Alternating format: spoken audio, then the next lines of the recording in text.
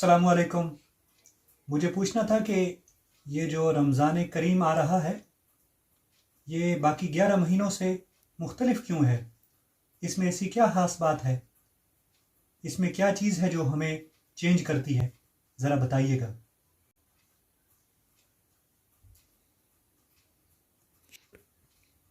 वालेकुम सलाम। रमज़ान करीम में और बाकी महीनों में बहुत बड़ा फ़र्क है। इस फ़र्क को अगर आपने समझना हो तो मैं आपको मिसाल दूंगा स्प्रिंग सीज़न की और ऑटम सीज़न की, बहार और ख़ज़ां की। जिस तरह बहार का मौसम होता है वो ख़ज़ां के मौसम से मुख्तलिफ होता है, इसी तरह रमज़ान करीम भी बाकी महीनों से मुख्तलिफ है। कैसे? ये हम चल कर देखेंगे।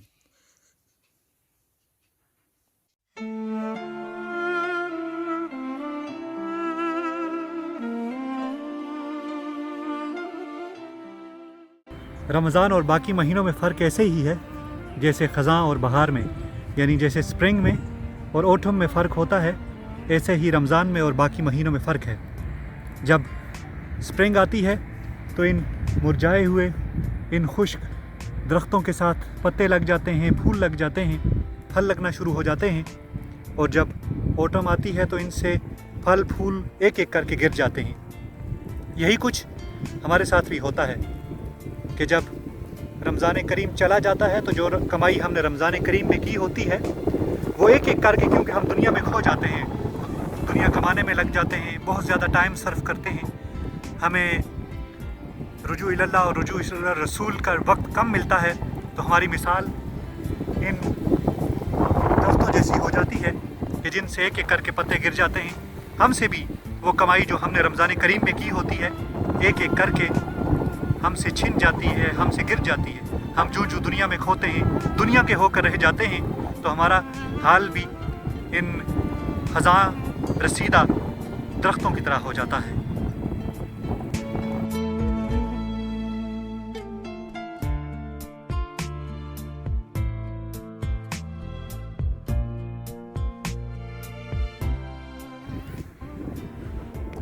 तो जब रमज़ान शुरू होता है तो हमारे अंदर की दुनिया, हमारी दो दुनिया है, एक बाहर की और एक अंदर की।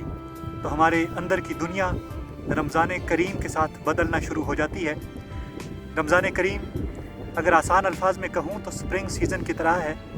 हमारे अंदर की दुनिया में उस स्प्रिंग शुरू होने के साथ ही, यानी रमज़ान शुरू होने के साथ ही मौसम बहार के इन दरख्तों की तरह फूल लगना शुरू हो जाते हैं।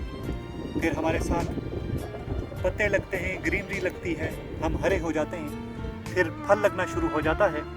फिर हम इस रमज़ान करीम में, इसके कैंप में जब हम अपने 29 या 30 दिन गुजारते हैं तो हम इस काबिल हो जाते हैं कि हम दुनिया वालों के लिए भी नफ़ा बख्श हों और आखिरत के लिए भी हम नफ़ा हासिल कर सकें, लेकिन अगर हम उसे संभाल कर रख सकें। कुरान मजीद ने भी यही फरमाया कि रमज़ान के रोज़े तुम पर इसलिए फ़र्ज़ किए गए ताकि तुम तकवेदार हो जाओ। ये तकवा वही है जिसे हम हासिल करने की आरज़ू करते हैं। तो रमज़ान करीम से बेस्ट महीना कोई नहीं है तकवे के हुसूल के लिए, लेकिन याद रखिए 29 या 30 दिन की ये कमाई जो हम करते हैं, जो ट्रेनिंग हम लेते हैं, इसको हमने साल के बाकी 11 महीनों में भी इस्तेमाल करना है। ऐसा ना हो कि हमने जो कमाई है, तेरी याद की दौलत ज़ाया नहीं की है तो संभाली भी नहीं है।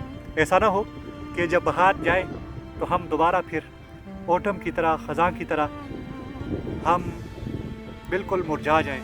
तो हमें ताज़ा रहना है। इस रमज़ान को हमने भरपूर तरीके से गुजारना है।